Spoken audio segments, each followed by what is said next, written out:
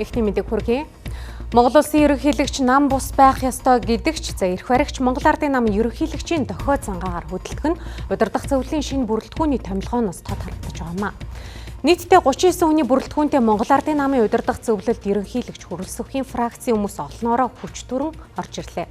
За түүнчлэн амраа ясгалангийн үед намын байгууллагуудаар дамжин удирдах зөвлөлд орсон хүмүүсийг ойрын хугацаанд сольж чөлөөлөх төлөвтэй байна.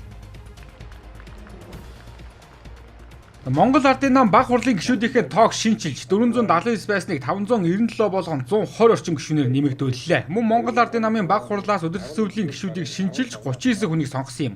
За ерөнхийдөө ерөнхийлөгч Хөрөлсөх болоод Монгол Ардын намын дараагууч хэрэг ерөнхийдөө занданчтар нарын ойрын хүрээллийн хүмүүс удирдах зөвлөлд жин дарж эсэргээрээ Чулуун цагт амар сайхан ариун заяа Баднайран дэл Даваа сорон Алтай зэрэг оюун эрдэнэ амар эсэл нарын хүмүүсийг чөлөөлөд байна. Зарим улсын хурлын гишүүн Номин Булган Туяа нарын хувьд социал демократ эмэгтэйчүүдийн холбоо болон эмэгтэйчүүдийн квотор удирдах зөвлөлд үлджээ. Гэхдээ намын шин даргын зүгээс удахгүй намын дэргэдэх байгууллагууд хурлаа хийж шин даргаа сонгосноор Булган Туяаг удирдах зөвлөлийн гишүүнээс солино гэсэн хүлээлттэй байгаагаа илэрхийллээ.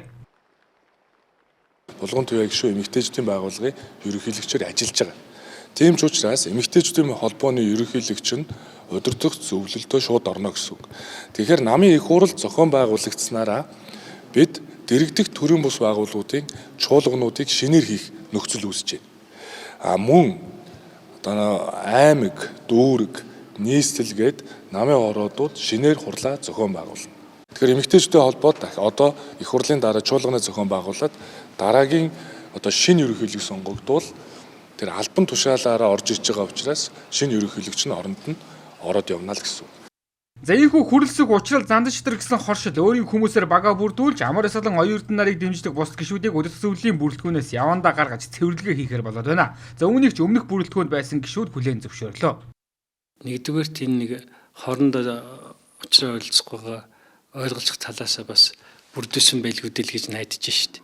Гэхдээ тэгэхгүй бол явахгүй шүү дээ. Улс төр гэдэг бол зөвшөлтсөл дээр байхгүй болвол хин нэг нь хэтэрхий дамгаална гэх юм бол тэгээ нэг л өдөр мөхөл төрнө шүү дээ. Удирдах зөвлөлийн бүрэлдэхүүнд ерөнхийлөгчийн талаас түүний төрсөндөө отхон баяр болон хэвлэлийн төлөөлөгч Зол баяр ерөнхийлөгчийн хамгийн газрын дарга үйлс төгөлдөр нар удирдах зөвлөлд орж ирсэн бол ерөнхий сайдын зөвлөх инх цулмын шинээр оржээ. Түүнчлэн Монгол Ардын хувьсгалд нам Монгол Ардын намтай нэгдэх үед ерөнхийлөгч асан инх баяр удирдах зөвлөлд өөрийн хүмүүсээ оруулах квот тогтоосон байдаг байна. Энэ хүрээнд өөрийнхөө бат шугарыг удирдах зөвлөлд үлдээсний дээр улсын хурлын гишүүн Хэрлэн Монгол Ардын хувьсгалд намын квотоор удирдах зөвлөлийн гишүүн болоод байна.